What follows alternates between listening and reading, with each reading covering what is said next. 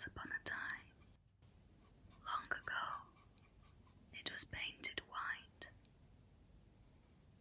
but the paint has weathered gently over the years, until now the wood is soft and silvery grey, worn smooth by the sun and rain and time.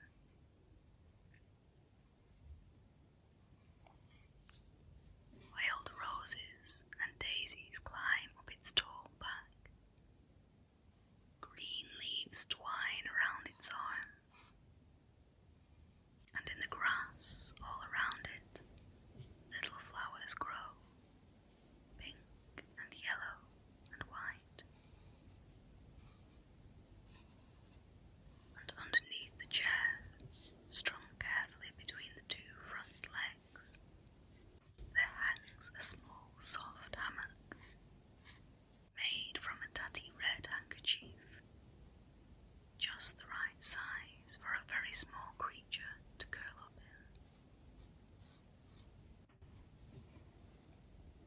So, the chair, you see, is not just for one, it is for two. Up on the seat, curled in a small contented ball, fast asleep, is Prickles.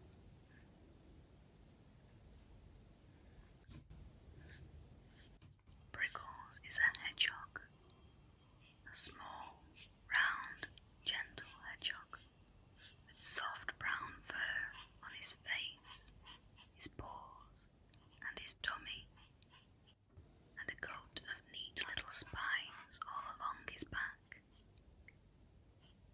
His eyes are closed, his small nose still taking in the fresh smell of abundance all around him.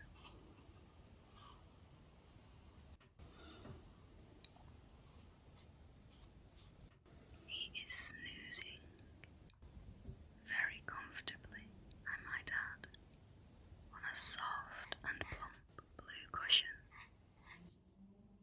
He bought this cushion at the start of summer from his friend Delilah Duck. She is ever so creative and sells beautiful artwork, as well as a small range of cushions, pillows and duvets. And down below Prickles is his dear friend, Twitch, curled up in the hammock that Prickles hung up especially for him. Twitch is a mouse, a tiny grey mouse with delicate pink ears, a long thin tail, and whiskers that twitch even in his sleep. He often comes to rest in the hammock.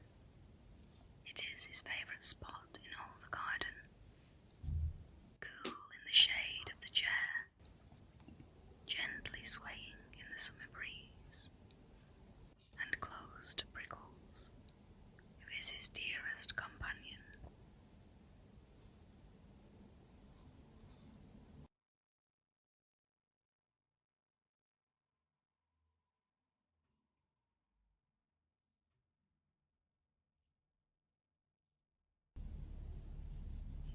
The two of them are quite the picture. Prickles sat up high, soaking in the sunshine. Twitch dreaming away in his little hammock beneath. Both fast asleep in the summer morning. Prickles was ready for a quiet nap, because he has been up since long before the sun came over the garden wall. You see, the chair, though quite lovely, isn't Prickles' home. Oh no, this is just a resting place after a great deal of hard work. When Prickles woke the first time today, at the very first hint of light, giant pumpkin home. It's giant to him, at least. A ginormous, round, orange pumpkin. The largest one in the patch at the bottom of the garden. Last year, he hollowed it out and made it into his home, with a small round door at the front and a little round window at the side. It has a warm, cozy bed inside, made of straw and soft moss, and a patchwork blanket his grandmother sewed for him many summers ago. The pumpkin has been a wonderful home all year round. In the winter, he curled up deep inside and slept for weeks. In spring, he opened up the little round window and let the bird song pour in. But summer is his favourite.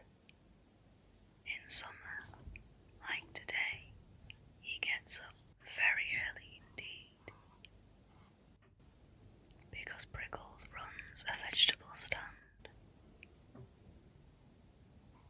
The stand is set up in the meadow, on the other side of the stream, right at the edge of the long wildflower field, where the tall grasses sway and the poppies grow red and yellow.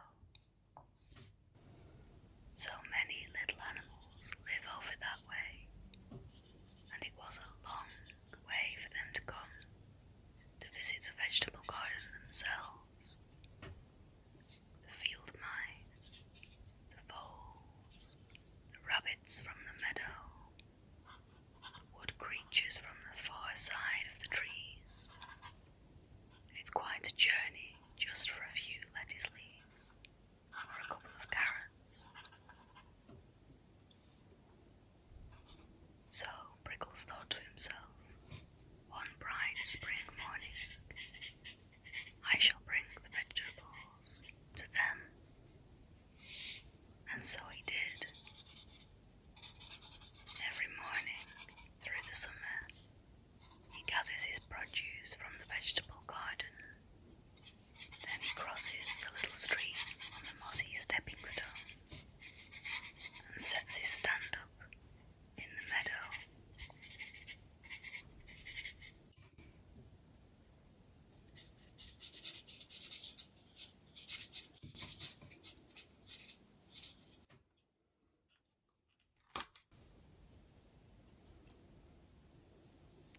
So that now every creature who lives on that side of the stream has somewhere lovely and near to come and buy their good, fresh vegetables.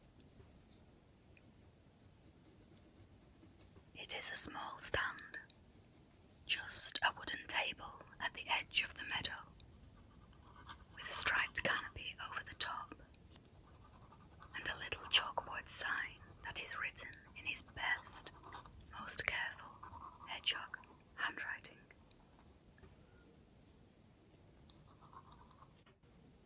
And this morning, once again, Prickles was up before the birds.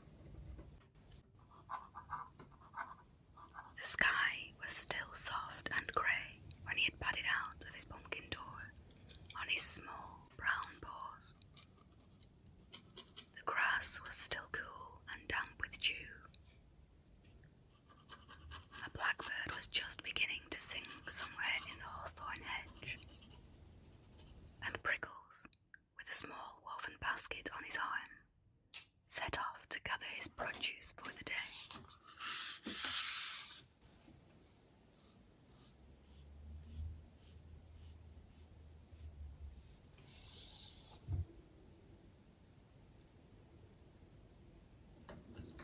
Off he went to the vegetable patch. Oh, the vegetable patch in summer. Rows and rows of good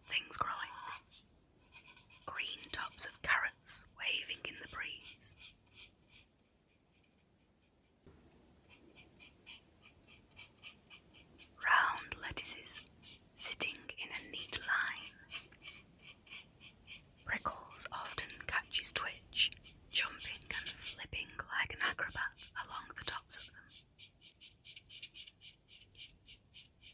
Bright red tomatoes on the vine. Runner beans climbing up their tall wooden canes.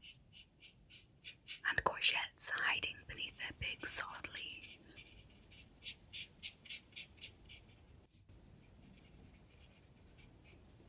Prickles had knelt down on the warm, dark earth and began, very carefully, to gather. He had pulled up 3 carrots, long and orange and sweet smelling.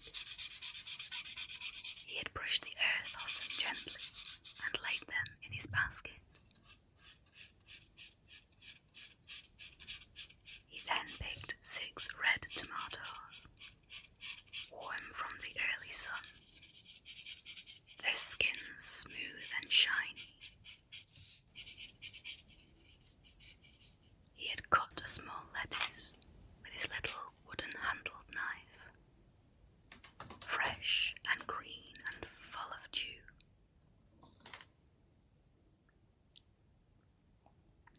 He had picked a handful of runner beans, long and green and cool between his paws.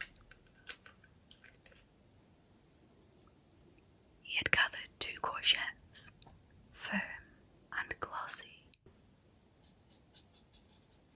and a small bunch of radishes, bright pink and round like little jewels in the earth. He had gathered a good handful of new potatoes too, because potatoes were always popular with his meadow customers. Then over he went to the herb bed, situated in a small sunny corner where the herbs grow wild and fragrant.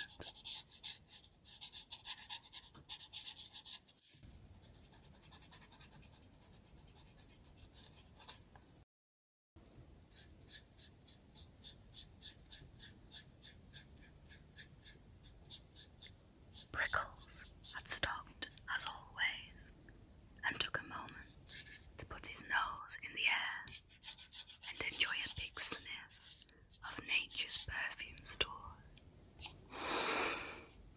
Ah, yes, the good old smell of sunshine and wisdom, he had thought to himself.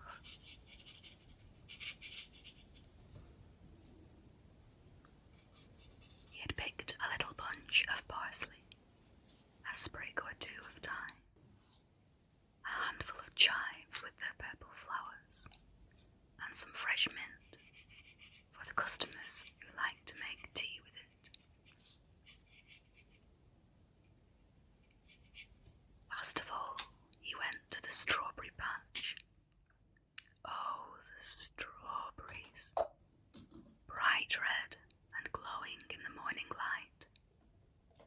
He had picked just a small punnet's worth, the ripest ones, the reddest ones, the sweetest ones. 1 or 2 he could not resist eating on the spot, and their sweetness was so good. He closed his eyes for a moment and just smiled. But suddenly, oh dear, Prickles had become really rather tired. He had been up so very early. He had walked back and forth so many times, and the morning sun was warm on his spines. The stand did not open until later, not until the meadow was properly awake and the little animals began to make their way across the grass. So he had time, a little bit of time, just enough. And that was when he looked over at the old wooden chair. There it stood,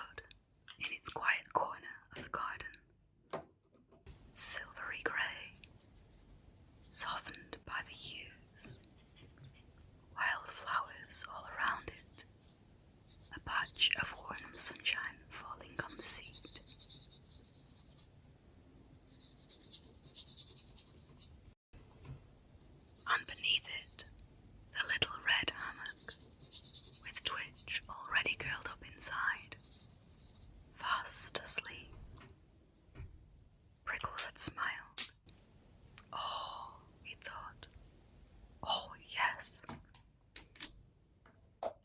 He'd padded slowly across the grass on his small brown paws, past the daisies, past the buttercups, past a slow bumblebee humming in the clover. He'd reached the chair, peeked down at Twitch in his hammock, the little mouse still fast asleep, whiskers twitching away, a tiny paw curled beneath his chin. Prickles did not wake him. Instead, with a small hedgehog effort, he had climbed up onto the seat.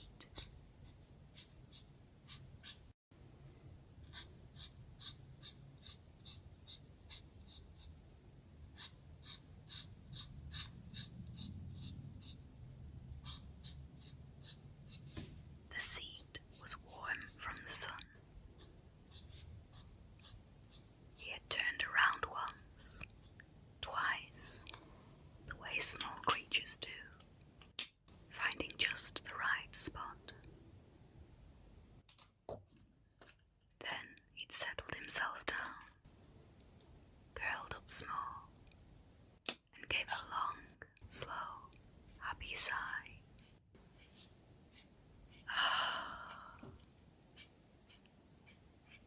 The sunshine was warm on his back, the chair soft and warm, the garden full of gentle sounds. A bee humming somewhere in the roses, a blackbird singing on the top of the hedge, a butterfly's wings whispering past, the soft rustle of leaves in the breeze, and beneath him the tiny soft breathing of Twitch in his hammock.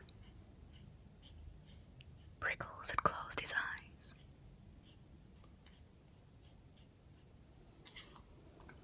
Only for a moment, he thought. Just a little doze before the stand opens. He could hear the grass whispering softly. He could smell the roses and the warm earth and the faint, sweet scent of strawberries drifting up from his basket. He could feel the sun soaking into his spines. And slowly, very slowly, he had begun to drift.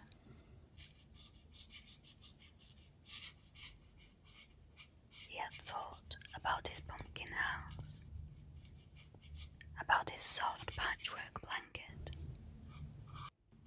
about his grandfather who had shown him how to hollow out the largest vegetables and make a hoe all those years ago. He had thought about his customers, the old tortoise who always bought a lettuce, the two young rabbits who always wanted radishes, the kindly toad who came for parsley every Wednesday. And then a lovely thought had come drifting into his sleepy mind. Willow. Prickles is going to visit Willow this evening. Willow is a mole who lives in a beautiful, cosy little burrow called Pendle Moss. It's on the other side of the wood. A couple of days ago, she had come across the meadow to Pickles' stand. In her soft purple apron, with her little woven basket on her arm, she had bought a small selection of new potatoes from him. She had told Prickles all about the soup she was going to make.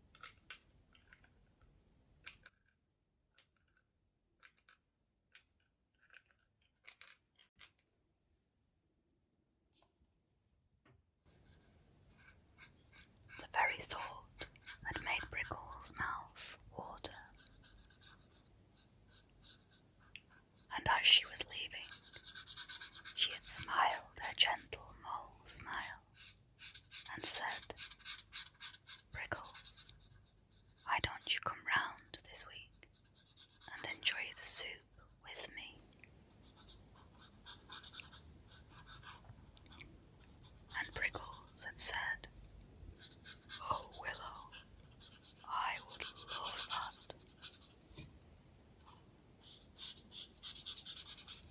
Because Willow, you see, is a wonderful cook, one of the very finest cooks in the wood. Her soups are famous, her bread is warm and nutty, her nettle tea is clear and refreshing, and her puddings are something quite special indeed. Prickles always loved it when Willow visited his stand. Her quiet company, the way she took her time choosing each vegetable, the kind way she asked after him,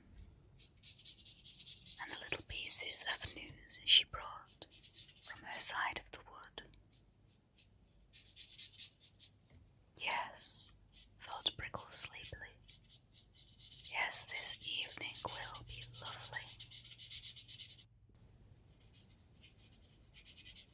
And then another thought had come drifting in, soft and warm as the sunshine. The raspberries. Oh, he must remember to tell Willow about the raspberries. Only yesterday, when he was crossing back from the meadow, he had spotted them. A tangle of raspberry canes at the very bottom of the meadow, where the grass grew long.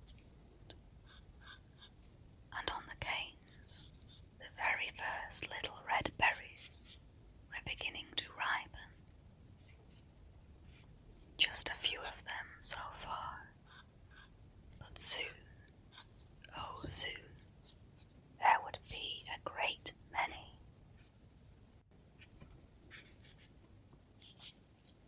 Willow will be so pleased, he had thought,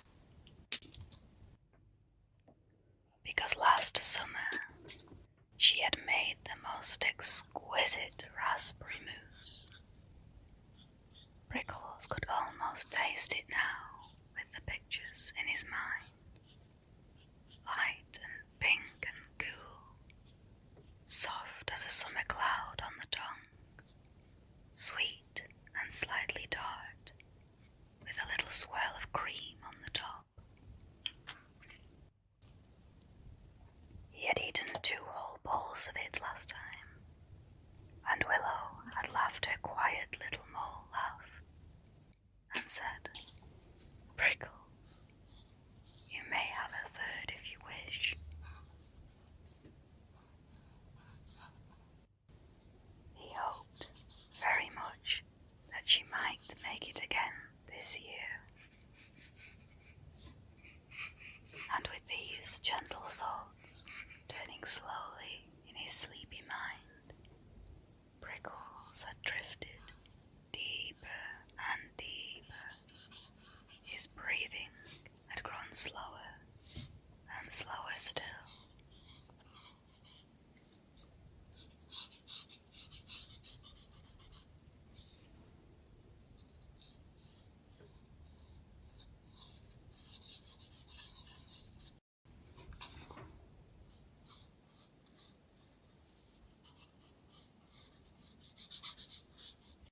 Now, as he lay there, a tiny ladybird landed on the arm of the chair, walked a little way along the wood, then flew off again towards the flowers.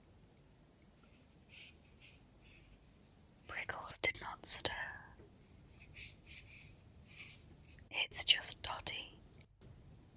She will have noticed that she has less strawberries around her bed than she had just half an hour ago, and she knows exactly where they've gone.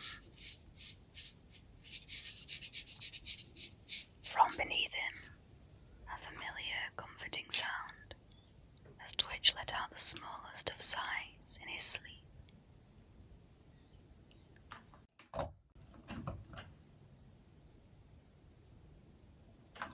The sun climbed a little higher. The shadow of the chair grew a little shorter.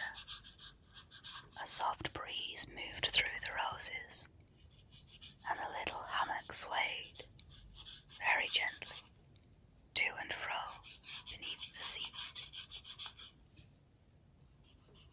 And Prickles slept. He slept a small, warm, sunshine sort of sleep. The kind of sleep that only happens on summer mornings in quiet corners of quiet gardens when everything is right with the world.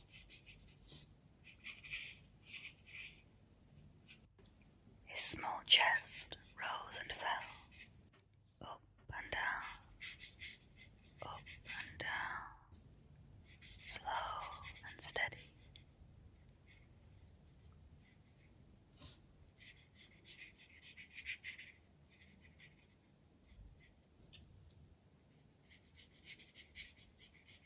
His little paws gave a jerk, just once.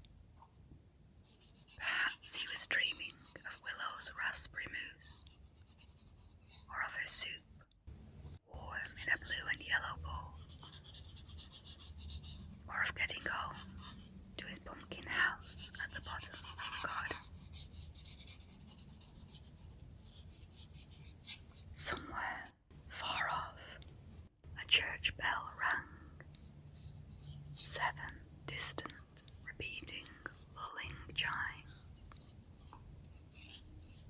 Prickles did not stir, nor did Twitch.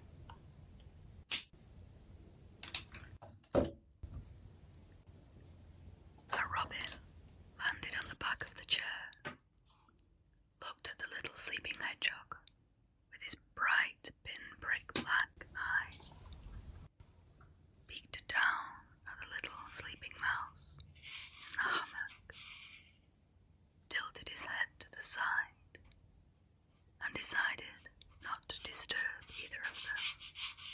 Off he flew again, in a soft whir of wings.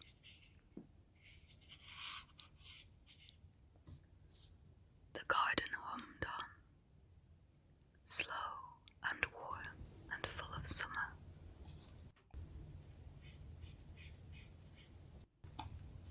In a little while, Prickles will wake up.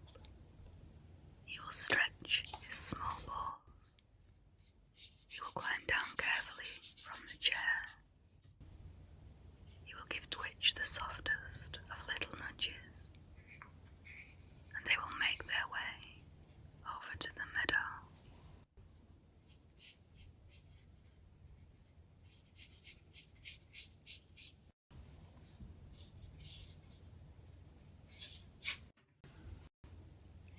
Prickles will carry the heavy basket. Then the two of them together will pad slowly across the garden, down the little path, past the tall foxgloves, past the buttercups nodding in the grass, until they come to the stream.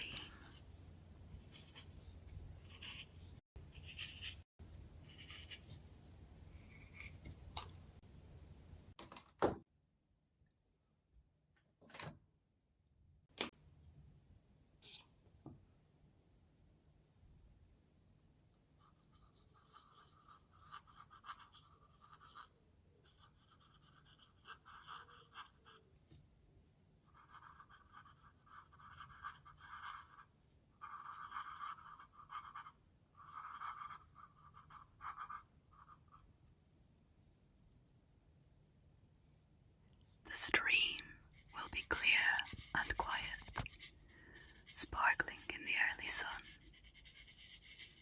The smooth, mossy stepping stones will guide them safely across. Prickles will count the stones out loud as he steps from one to the next, as he always does. 1, 2, 3, 4. And there will be the meadow, golden and green and full of morning greatness.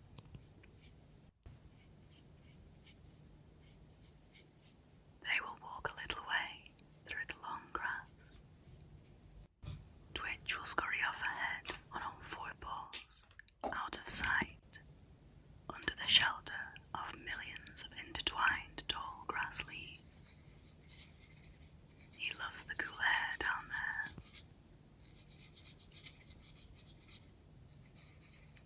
Quite quickly, they will get to the spot where the little wooden stand awaits.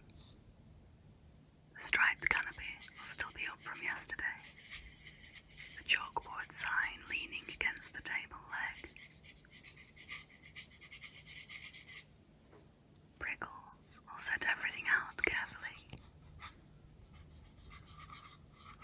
The carrots in one neat row, the tomatoes in a little pyramid, the lettuce on a wooden board, the runner beans in a small wicker tray, the courgettes side by side, the radishes in a bright pink bunch, the new potatoes in a shallow basket, the herbs in a little glass jar of water so they stay fresh.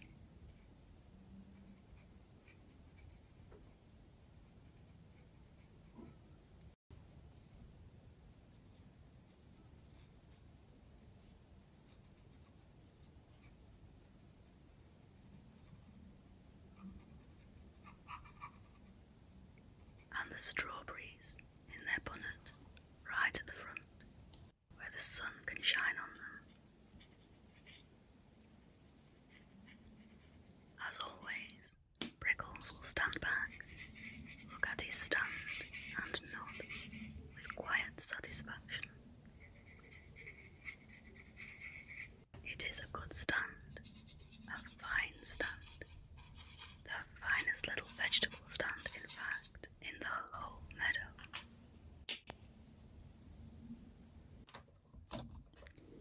Prickles will put out his chalkboard sign. It reads, "Prickles' fine garden produce, now open." Twitch will settle himself in his usual spot, beside the stand, and keep his friend company.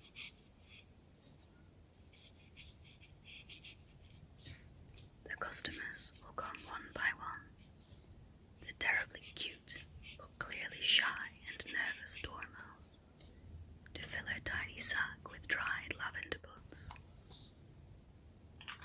The friendly fox for a bit of everything, but curiously chopped into the tiniest pieces. And perhaps the very fast and energetic butterfly, who sometimes likes to buy just one mint leaf, shredded into tiny pieces. Prickles will smile his small, quiet hedgehog smile. He will prepare and hand over their orders, and wish them a good day.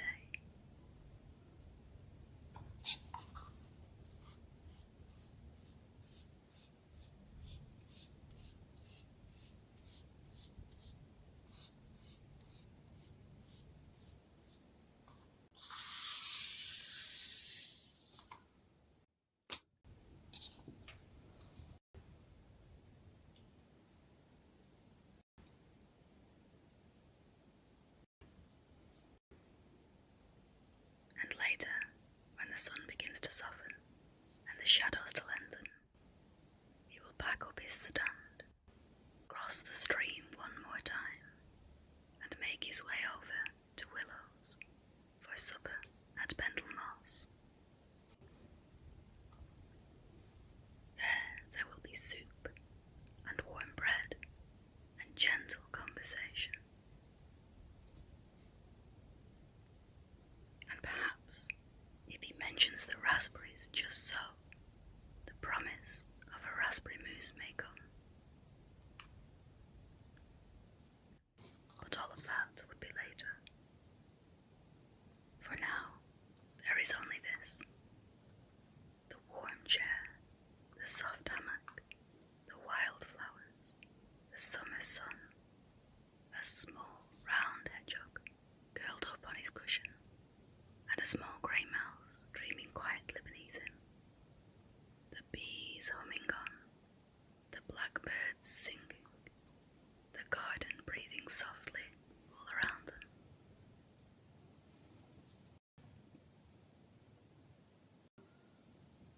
and Prickles, dear tired Prickles, and the darling little Twitch snoozing away. They are warm, they are safe,